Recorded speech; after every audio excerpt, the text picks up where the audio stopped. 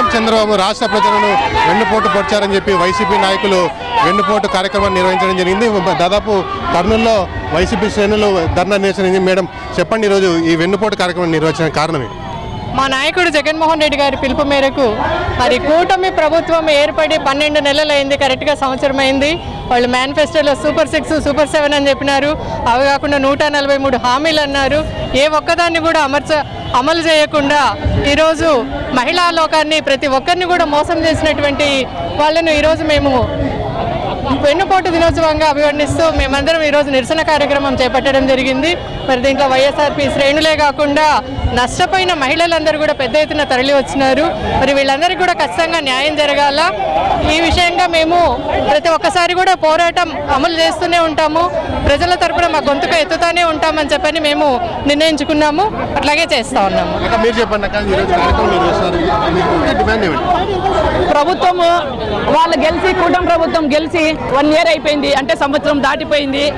వాళ్ళు కూటమి ప్రభుత్వము ఏమని వాళ్ళు హామీలు ఇచ్చి గెలిచారు? 6 సూపర్ 6 అని చెప్పేసి వాళ్ళు హామీలు ఇచ్చారు.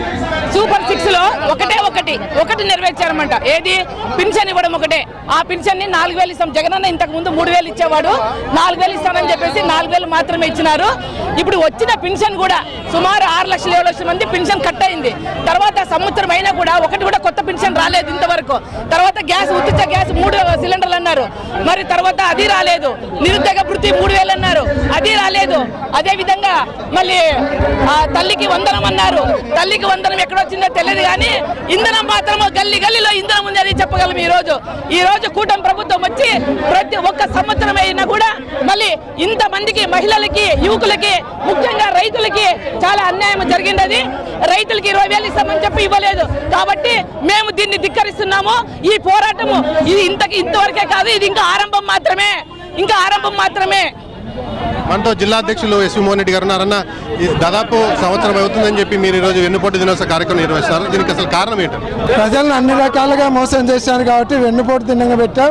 సూపర్ 6 అన్ని పోయినాయి, ఏది ఇవ్వలేదు. ఒక రెడ్ బుక్ పాలన తప్ప ఏం లేదు. వాళ్ళ ఫెయిల్యూర్స్ అన్ని కూడా గవర్నమెంట్ మీద ఒత్తిడి తెచ్చేదానికి ఎవరైతే బాధితులు ఉన్నారో వాళ్ళ తరపున పోరాటం ఇది. ముఖ్యంగా ప్రజలను వెన్నుపోటు పొడిచి అయితే బాధితులకు అండగా తాము ఉంటామని చెప్పి వైసీపీ నాయకులు అయితే చెప్తున్నారు. కర్నూలు నుంచి శివరాజ్ కుమార్, ప్రైమ్9 న్యూస్.